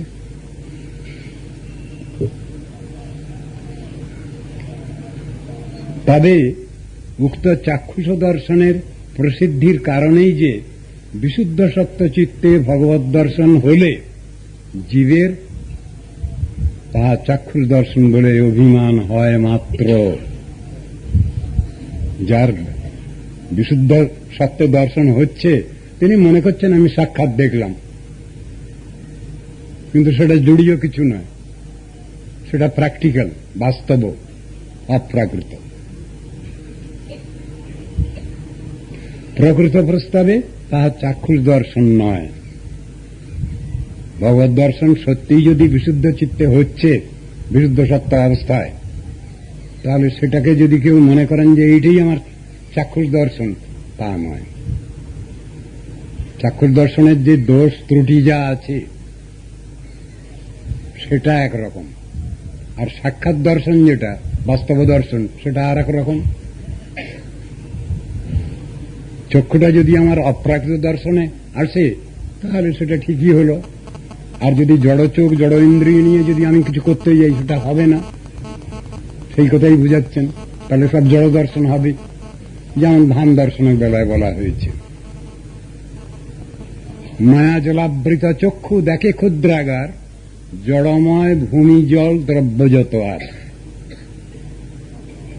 মায়া কৃপা করি জাল উঠায় যখন, আখি দেখে সুবিশাল চিন্ময় ভবন। তাহলে বিচারটা বুঝতে হবে। আমাদের বাহ্য যে দর্শন সেটা জড় দর্শন, আর সেটা যদি সরে যায়, আমি যদি দিব্যদৃষ্টি পাই, তাহলে আমার ঠিক চিন্ময় দর্শনটাই হবে, অপ্রাকৃত দর্শনটাই হবে। সেটা ভগবত কৃপার সাপেক্ষ, একটুও বাহাদুরি নেই এই ব্যাপারে আমার নিজস্ব। চেষ্টা আমি করতে পারি, চেষ্টা করব, কিন্তু কৃপা করা না করা সেটা সম্পূর্ণ ভগবানের ইচ্ছাধীন ব্যাপার। আমাদের করুণা প্রার্থনা করাটাই ভক্তের স্বভাব, সাধক সাধিকের স্বভাব, এইটাই বলছে। যদি বলো ভগবান তার করুণা শক্তি দ্বারা কখনো কখনো জীবের বাহ্য চক্ষুর গোচরীভূত হয়ে থাকেন, পূর্বপক্ষ করছেন, কারণ তার সর্বশক্তিমত্তা প্রভাবে কি না সম্ভব হয়। তাহলেও তার ওই প্রকার দর্শনে যে আনন্দ তার হৃদয়েই প্রকাশিত হয়, যেহেতু হৃদয় বা মনই আনন্দের উৎপত্তি স্থান। হৃদয় যদি সেটা গ্রহণ না করে তাহলে আনন্দের কোনো সম্ভাবনা নেই। দর্শন করলে একটা আনন্দ হবে, যদি সে আনন্দ না হয় তাহলে বুঝতে হবে আমার হৃদয় তৈরি হয়নি। বৈষ্ণব দেখিয়া পড়িব চরণে, হৃদয়ের বন্ধু জানি, কতটা আছে। কেন চরণে পড়ব বৈষ্ণব চরণে? হৃদয়ের বন্ধু জানি, তিনি তো আমার সব, তাকে ছাড়া আমার এক পাও চলবার উপায় নাই। এটা জেনেছি বুঝেছি বলেই তো তার দর্শনে আনন্দ হচ্ছে। যিনি বা যারা আমার কাছে আনওয়ান্টেড, অবাঞ্ছিত, তাদের দর্শনের জন্য তো আমরা হাঁক পাক করি না, চিন্তা ভাবনা থাকে না, বহু আশা আকাঙ্ক্ষা থাকে না। কিন্তু এমন ক্ষেত্র আছে যেখানে প্রিয়জনকে দর্শন করবার জন্য ছটফট করে চিত্ত, কাতর হয়ে পড়ি আমি। সে অবস্থাটা তো থাকা চাই। ইষ্ট বস্তুর প্রতি নিষ্ঠা এবং তার প্রতি স্নেহ মমতা যত প্রগাঢ় হবে ততই তার দর্শনাকাঙ্ক্ষা প্রবল হয়, এই কথাই বুঝানো আছে। তার জন্য প্রবল টান থাকা চাই, সেটা স্বাভাবিকভাবে আসে না, অনেক কিছু করলে পরে তো ওই ভাবটা আসে।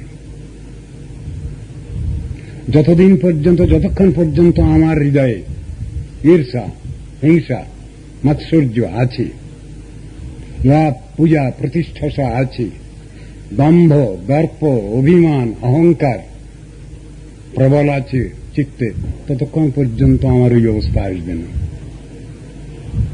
ওগুলোকে যখন ছেড়ে দিতে পারবো, সরল হৃদয় নিয়ে যখন আমি অগ্রসর হব, তখন আমার পক্ষে ওইটা সম্ভব, এরূপ চিত্তবৃত্তি। তার আগে প্রার্থনাই আসবে না, দিল খোলসা করে আমি বলতেই পারবো না। কৃপা করুন মুখে বলা একটা হবে, ভিতরে হবে না। কিন্তু অন্তর বাহিরে সমব্যবহার, নির্দোষ আনন্দময়। যদি বৈষ্ণবের যদি এই সদ্গুণের কথা লেখা আছে, তাহলে অন্তর বাহির তো সমান করতে হবে। আমি ভিতরে একরকম, বাইরে একরকম যদি এমন হয়, তাহলে তো সমদর্শী আমি প্রমাণিত হবে না। আর সমদর্শন না হলে তো ভগবান তাকে দর্শনও দেবেন না। যিনি সমদর্শী সাধু, তার তো ব্যাখ্যা রয়েছে। সমদর্শনের অর্থ বলছেন জীবাত্মা পরমাত্মা দর্শন। শুধু তো জীবাত্মার দর্শনের কথা তো সমদর্শনে বলা হয়নি। তিনি একাধারে জীবাত্মা পরমাত্মাকে দর্শন করছেন। তিনি ভালোটাকে খারাপ দেখছেন না, আবার খারাপটাকে ভালো বলছেন না। ভালোটাকে তিনি ভালো বলছেন, খারাপটাকে তিনি খারাপ বলছেন। এর নাম হল বাস্তব দর্শন, এর নাম হল নিরপেক্ষ দর্শন। তো এই শাস্ত্র তো ব্যাখ্যা দিয়েছেন এটা। সমদর্শন মানে এমন হয়ে যাবে না ভালোটা খারাপ হয়ে যাবে বা খারাপটা ভালো হয়ে যাবে, তা নয়। ভালোকেই যিনি ভালো বলবেন, সৎকে যিনি সৎ বলবেন, অসৎকে অন্যায়কে যিনি অন্যায় বলবেন, এইটাই হল সমদর্শন। এই ব্যাখ্যাই তো শাস্ত্রে রয়েছে, এবং এই ব্যাখ্যাই হল নিরপেক্ষ দর্শন। একেই বলে নিরপেক্ষ দর্শন। সে ব্যাখ্যা দেওয়া আছে।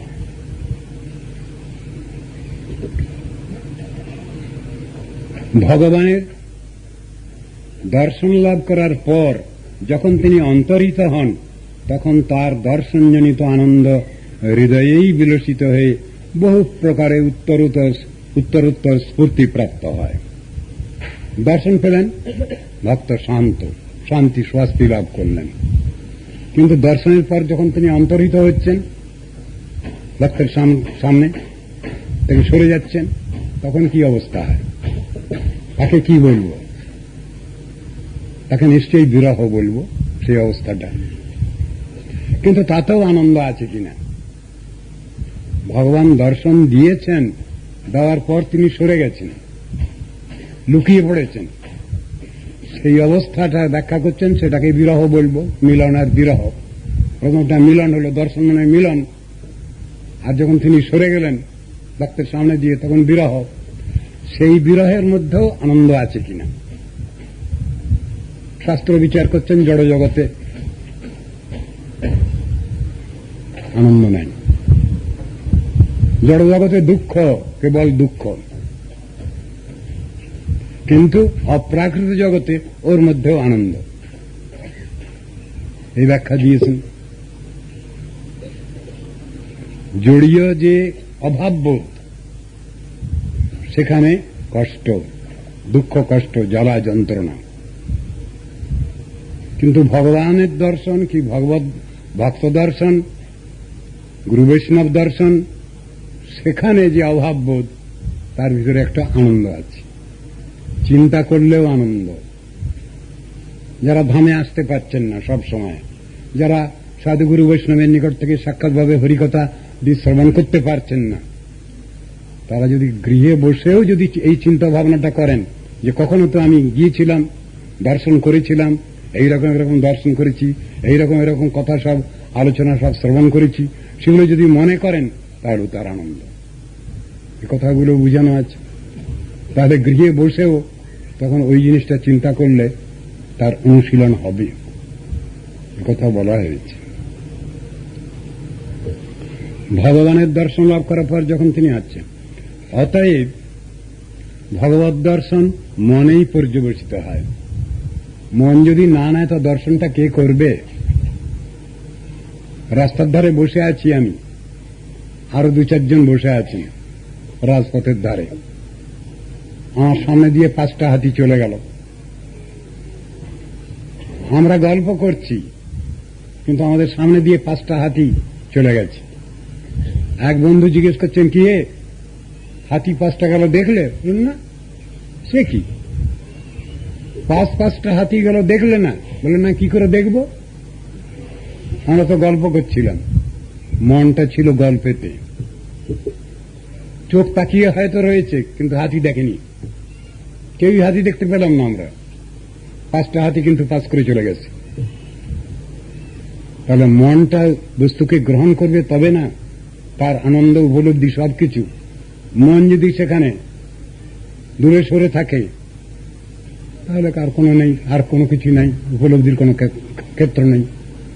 আমার সামনে দিয়ে অনেক কিছু ঘটনা ঘটে গেলেও আমি জানতে পারছি না, বুঝতে পারছি না। কই কই বলছি।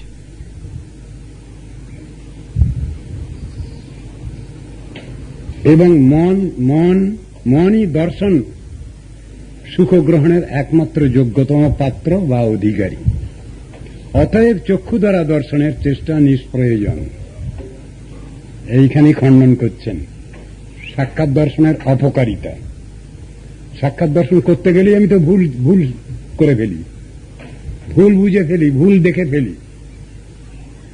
তা যদি আমি নিজের চেষ্টায় যদি চক্ষু দিয়ে দর্শন করতে যাচ্ছি, শুধু চক্ষু কেন, কান দিয়েও অনেক সময় প্রাকৃতিক জড় অবস্থা থাকলে একই কথা, সবটাই খারাপ হয়ে যাবে, ভালো কিছু হবে না, ভালো কিছু হবে না।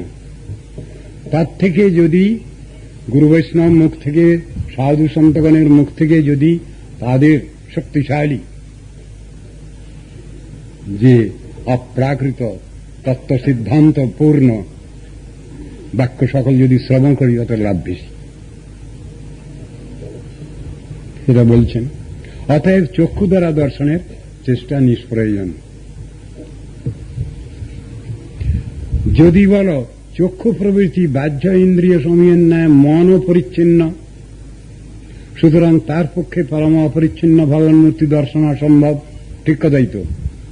মনটা যদি আমার কন্ট্রোল না হয়, মনটা যদি আমার আত্মার বশীভূত না হয়, অবশীভূত মন যদি হয়, তাহলে সে মনও যা নেবে সেটাও তো উল্টোপাল্টা করবে। সে কিরকম? সেখানে দেখা যাচ্ছে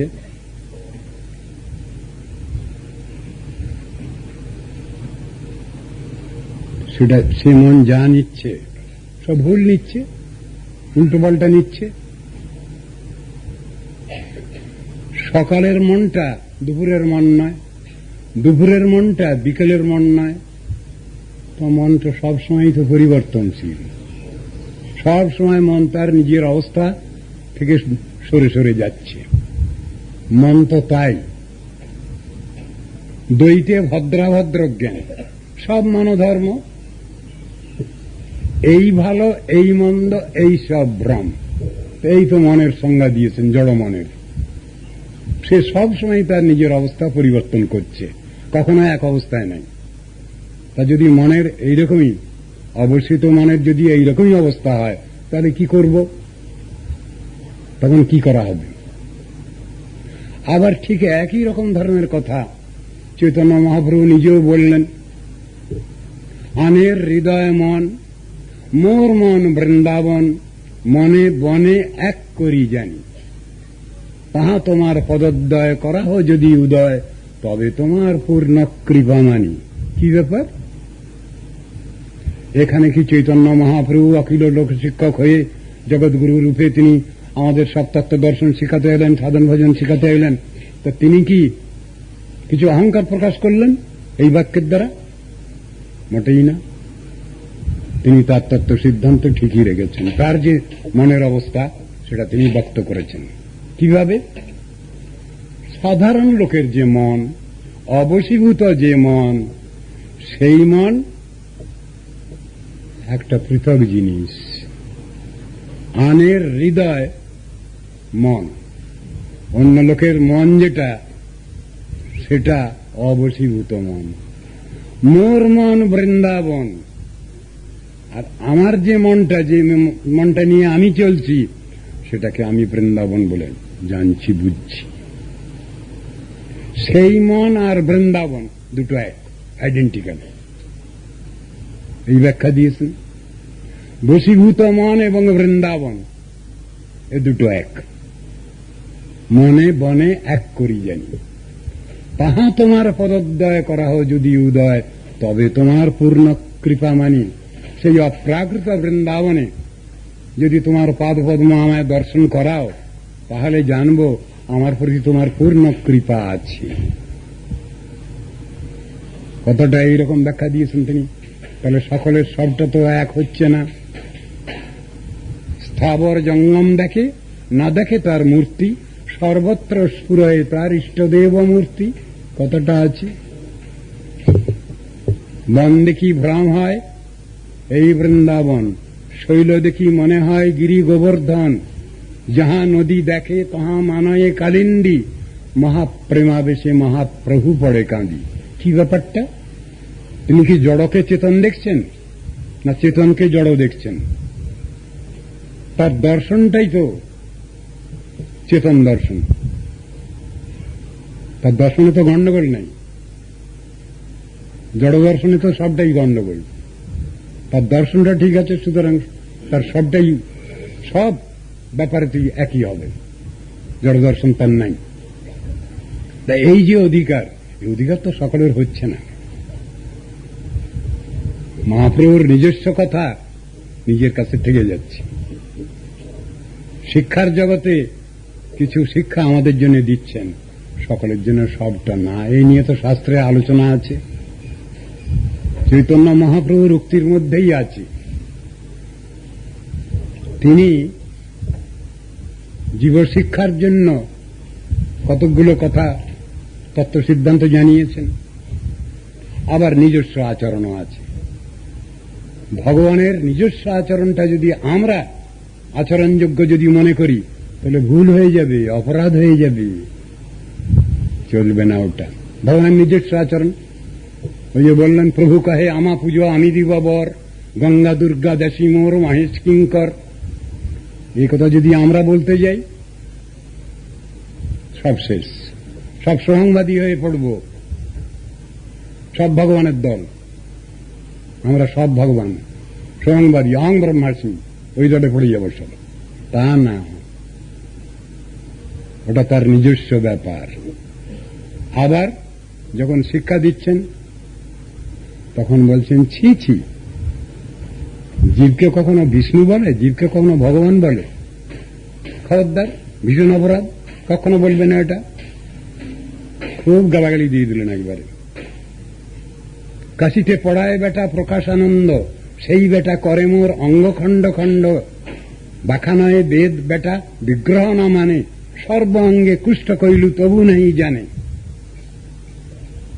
শিক্ষা, বিগ্রহ জড় নন, বিগ্রহ চেতন, শ্রীমূর্তি চেতন, কথা কন, সাক্ষাৎভাবে ভক্তের সঙ্গে আদান প্রদান করেন, ভাবের আদান প্রদান করেন। সেই প্রেমময় ভগবান ভক্তের ইচ্ছা পূরণ করবার জন্য হাজার হাজার মাইল রাস্তা হেঁটে গিয়ে সাক্ষী দেন। ভক্তের উপারিত দ্রব্য, ভক্তিমাখা দ্রব্য তিনি অতি আদর যত্নে গ্রহণ করেন, ভক্তের সব কথা শোনেন, ভক্তের জন্য অনেক পরিশ্রম স্বীকার করেন। ভক্তের কিছু নাই, তাকে তিনি দেন, সেটা রক্ষা করবার ক্ষমতা নেই ভক্তের, আবার ভগবান নিজে গিয়ে আবার রক্ষা করেন। এসব কথাগুলো তো বলা আছে। সবটা সকলের জন্য। বহু লীলা কথা শ্রবণ করেছেন পরীক্ষিত মহারাজ। যখন কিছু প্রসঙ্গ এসেছে একটু উল্টো পাল্টা লাগছে তার কাছে, তখন সুখদেব গোস্বামী বলেই ফেললেন তেজীয় সাং নদোষায়। এখন তেজিয়ান লোকটা কে বলুন দেখি? তেজীয় সাং নদোষায় বন্যে সর্বভুজীয় যথা। মুশকিল তো ওইখানে হয়ে গেছে। আমি যদি ভাবি আমি তেজিয়ান ব্যক্তি, আমি অধিকারী ব্যক্তি, তাহলে আমার অধিকার চলে গেল। আমি অধিকারী নই, এটা যদি আমি ভাবতে শিখি, তাহলে আমার কোনদিন অধিকার লাভের সম্ভাবনা আছে। ব্যাপারটা তো এই, আপনাকে বড় বলে বড় সেই নয়, লোকে যারে বড় বলে বড় সেই হয়।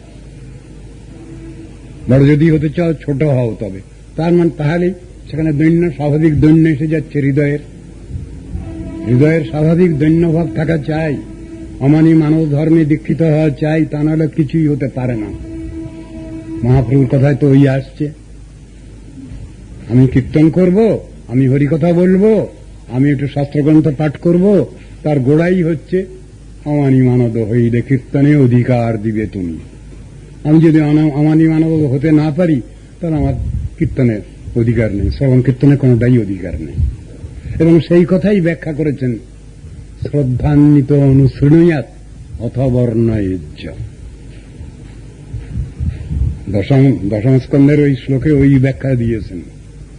বিক্রডিতং ব্রজবধূ হৃদঞ্চ বিষ্ণু শ্রদ্ধান্বিত অনুশৃণুয়াৎ। অনুশ্রবণ মানে কি? গুরুমুখে শ্রবণ, যেখানে সেখানে না, অধিকারী বৈষ্ণব গুরু বৈষ্ণব মুখে শ্রবণ, তাকে বলেছেন অনুশ্রবণ। শ্রদ্ধান্বিত শব্দ এসেছে, আর শ্রদ্ধান্বিত শব্দতে সব মেরে দিয়েছে, আমার আর কোনো অধিকার থাকলো না শ্রদ্ধান্বিত শব্দে। কেন? আমার সব অধিকার কেড়ে নিয়েছেন শ্রদ্ধান্বিত শব্দ বলে। কেন? শ্রদ্ধা শব্দে বিশ্বাস করে সুদৃঢ় নিশ্চয়, কৃষ্ণে ভক্তি করিলে সর্বকর্মকৃত হয়। তাহলে কি করবো? আমার তো সেই শ্রদ্ধা নাই। ভগবানে ভক্তি করলে আমার সব হয়ে যাবে, যদি এই দৃঢ় বিশ্বাস আমার থাকে, তাহলে আমি আবার এদিক ওদিক ছুটাছুটি করে মরি কেন? যদি কৃষ্ণের উপাসনা করলে, কৃষ্ণের সাধন ভজন করলেই যদি আমার সব মিটে যায়, তাহলে আমি আবার এদিক ওদিক করে বেড়াচ্ছি কেন? গাছের গোড়ায় যদি জল দিলেই যদি গাছটাকে বাঁচানো যায়, তাহলে আমি আবার গাছের পাতায় পাতায় জল দিয়ে সময় নষ্ট করছি কেন? তো যুক্তির কথা।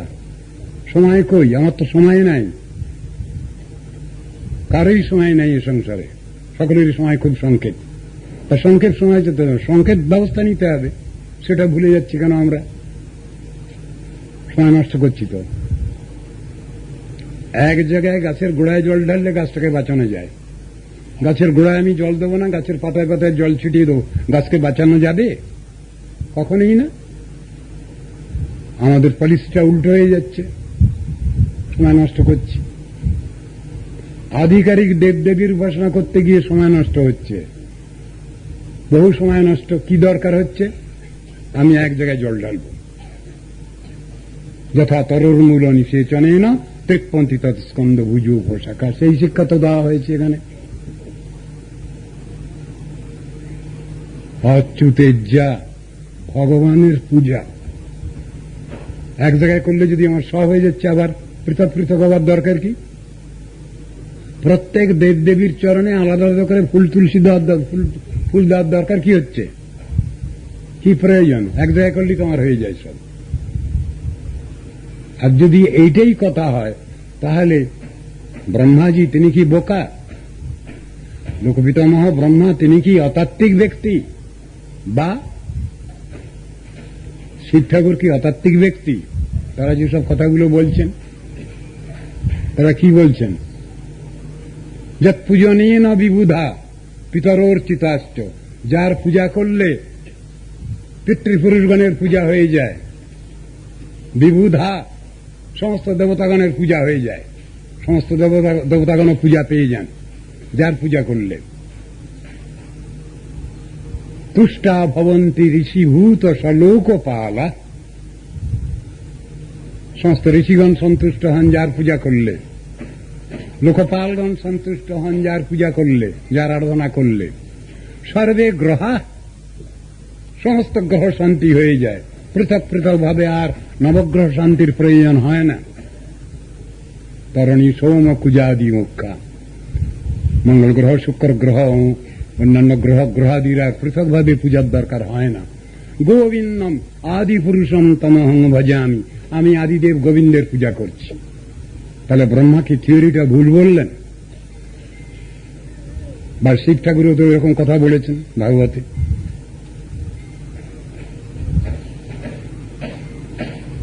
তথাপি যৎপাদ নখাব সৃষ্টং জগৎ বিরিঞ্চো পরিতর্হণাম্ভ।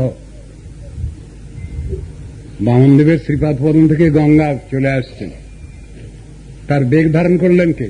শিব ঠাকুর। তো শিব শিবভূত, শিব শিবত্ব লাভ করলেন কিসে?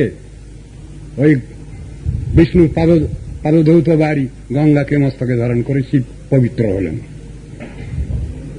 তো বলছে তথাপি যৎপাদন খাব সৃষ্টং জগৎ বিরিঞ্চো পরিতর্হণাম্ভ শেষং উন্নতি শেষং পুনাতি অন্যতমো মুকুন্দাত কোন আমলোকে ভগবত পদার্থ স ঈশং, সেই সর্বেশ্বরেশ্বর যে ভগবান, তার সেবা পূজা, তার আরাধনা করলে আর কার আরাধনা বাকি থাকে?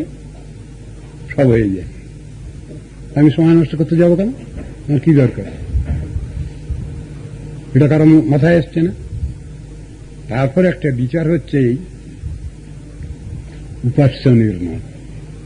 উপাস্য নির্ণয় একটা বড় জিনিস। আমি যে সাধন ভজন করব, আমার উপাস্য কে? কে হবেন আমার উপাস্য? কোন দেবদেবীর উপাসনা করব, কিছু টাকা পয়সা দরকার, আমার কিছু সম্পত্তি দরকার, বিভিন্ন রকমের করলাম। কিন্তু যদি আমি মুক্তি চাই, পারবেন না দিতে, দেবতাগণ মুক্তি দিতে পারবেন না। আমি যদি ভক্তি চাই, পারবেন না তারা দিতে। আমি যদি প্রেম ভক্তি চাই, পারবেন না দিতে, তারা ক্ষমতা নেই তাদের। যাদের ক্ষমতাই নেই তাদের কাছে আমি গিয়ে কি করব? আমার ডিমান্ডটা যদি বড়, যার কাছে পাবো আমি তার কাছে যাব। বৃথা সময় নষ্ট করবো কেন? তো রয়েছে। কোন দেবতা মুক্তি দিয়েছেন কাকে? লেখা কোথায়? কোন দেবদেবী মুক্তি দিতে পারেননি, পারেন না। ও পোর্টফোলিও নাই তাদের। ও পোর্টফোলিওটা ভগবান নিজের দপ্তরটা ওর নিজের হাতে রেখেছেন। ওই দপ্তর মুক্তিদাতৃত্ব, এটা ভগবান নিজে হাতে রেখেছেন। এই দপ্তর তিনি বিলি করেননি দেবতাগণকে, এটা তার নিজস্ব ব্যাপার। তাহলে আমার যদি দরকার মুক্তি, ভক্তি, ভাবভক্তি, প্রেম ভক্তি, এসব যদি আমি প্রার্থনা করি, ভগবানের কাছেই যেতে হবে। অন্য কোন দেবদেবীর ক্ষমতা নাই। বহুতর উদাহরণ রয়েছে শাস্ত্রে। শিব ঠাকুরের একজন ভক্ত ছিলেন, ঘণ্টাকর্ণ পেরেছিলেন। ঘণ্টাকর্ণ যখন মুক্তি চেয়েছিলেন, তখন শিব ঠাকুর দিতে পারেননি। তো বললেন, ওটা আমার হাতে নেই, ও দপ্তরটা আমার হাতে নেই। ওটা করতে গেলে, ওটা চাইতে গেলে তুমি ভগবানের কাছে চাও। ওইরকমই তো অবস্থা। বহু উদাহরণ আছে। মুক্তিদাতৃত্ব কোন দেবদেবীর হাতে নেই, ভগবানের হাতে আছে, কৃষ্ণের হাতে আছে। মুক্তি প্রদাতা সর্বেশম কৃষ্ণ এব ন সংশয়, বিষ্ণুর এব ন সংশয়, এই কথা বুঝানো আছে। তো সুতরাং আমি সময় নষ্ট করবো কেন? উপাস্য নির্ণয় করতে হবে। আমি কি চাই, কতটুকু চাই। যদি আধিকারিক দেবদেবীর পূজা করি, আমাকে এই ব্রহ্মাণ্ডের মধ্যেই থাকতে হয়। তো যদি এখানেও না থাকি, তাহলে চতুর্দশ ব্রহ্মাণ্ডের মধ্যে ঘুরতে হয়। মা আমায় ঘুরাবি কত, চোখ বাঁধা বলদের মতো। এই চতুর্দশ ব্রহ্মাণ্ডেই পাক দিতে হচ্ছে আমাকে। কর্ম ফল, সুখ দুঃখ, স্বর্গ নরক স্মরণ, এই করছি পড়ে পড়ে। আর কি, যদি এখান থেকে ছুটি পাওয়ার ইচ্ছা থাকে কারো, তাহলে ভগবানের ভজন সাধন করতে হবে, শ্রীহরির ভজন সাধন করতে হবে। সেখানে দেবদেবীরা কিছু করতে পারবেন না। তাদের যেটুকু ক্ষমতা দেওয়া আছে, সীমিত ক্ষমতা, সেটুকু তারা দিতে পারেন। ওই ধনাং দেহি, জনাং দেহি, দিশ জহি, এসব করলে কিছু পেতে পারি আমি। কিন্তু ভক্তি, প্রেম ভক্তি, এসব পাওয়ার কোন সম্ভাবনা নেই। মুক্তি দিতে পারেন না, তার মুক্তি দপ্তর তাদের হাতে নাই। তারা কি করবেন? সময় নষ্ট কেন করতে যাবো আমরা? তো সবগুলো বিচার আমাদের আনতে হবে এখানে। মন পরিচ্ছন্ন হলেও, নির্মলতা হলেও, অথবা ভগবত প্রসাদের উদয় হলে মনে ভগবত দর্শনজনিত সুখ যে পরিমাণ বর্ধিত হয়ে থাকে, সেই পরিমাণ মনও ক্রমশ বর্ধিত হয়ে থাকে। মন ব্যতীত অন্য কোন